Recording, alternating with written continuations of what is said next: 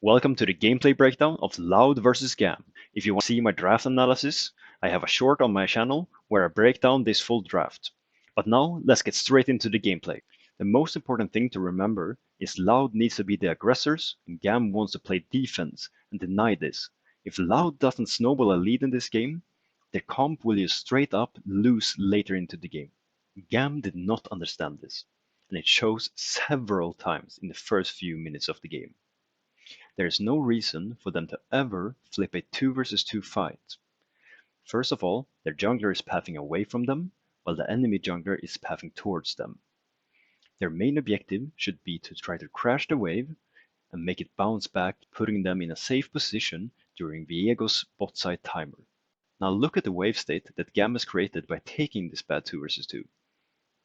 Jarvan is topside and cannot help them or bail them out, while Viego is on bot lane, ensuring that they are being punished for their bad decision making.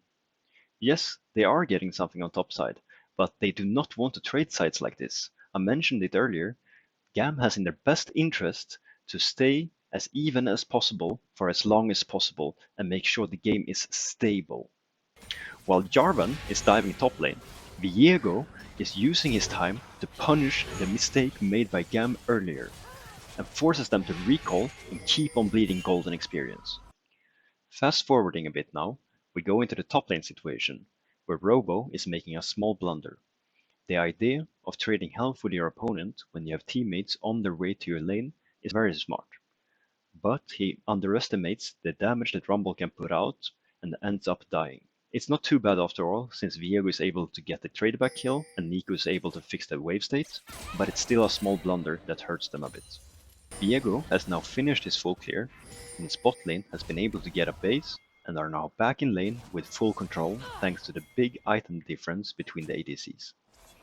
Thanks to the strength from Loud's bot lane, they can kill the dragon for free and then start dragon stacking very early into the game before turning their attention to the Rift Herald. Loud lack priorities in the Rift Herald adjacent lanes, which makes it almost impossible to just walk in there and try to contest, so they decided to do something really smart.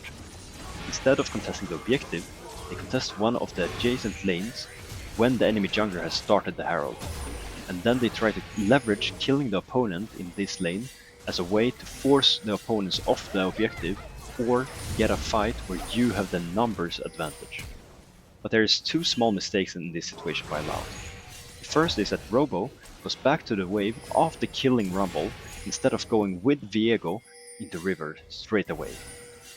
Second mistake is that they try to turn onto the Orianna instead of the Jarvan, which gives him enough time to kill the Rift Herald, which is very unfortunate for Loud because the Rift Herald would allow them to accelerate the game so much faster. From this point on, there's a long period where Loud very successfully utilize Kai'Sa's big item power spike, and then force around her conditions, which keeps on growing their lead, and because they are so much stronger around Kai'Sa right now, they utilize their pressure and power to maintain constant priority and control over bot side, which they then can leverage, and did leverage, into securing the next two dragons and the next Rift Herald as well. There's not much Gam can do at this point of the game, except for trying to trade gold on the opposite side to what Loud is playing on, which they do here when they send 3 people to bot lane and try to push out the Nico and let Orianna take the turret. The only problem with this play is that Rumble is not respecting on the weak side. He can just back off and ult his wave from a long distance and then let him take the top lane turret on the next wave, and thereby trading turrets, bot lane turret to top lane turret. But he doesn't do that and he ends up getting caught, and that in combination with Jarvan not rotating to top lane fast enough allows Loud to play for the second turret in top lane as well, which this situation ends in a disaster for Gam. After the disaster, there's a window for Gam to try to delay the Baron attempt from their opponents because Loud lost a bit of tempo, and this is how they could have taken advantage of this window.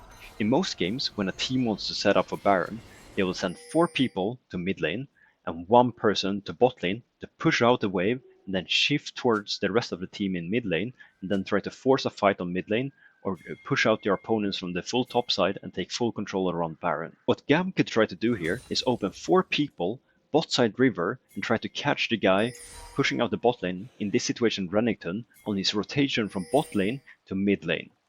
And maybe that's enough to delay the Baron attempt from Loud, or maybe get into a position where you're more likely to come out ahead. Instead of that, they open 4 people towards the top side, and they end up getting caught. From this point on now, Loud will just collect the Dragon Soul, and the rest of the standing turrets, and end the game with a pentakill from Root.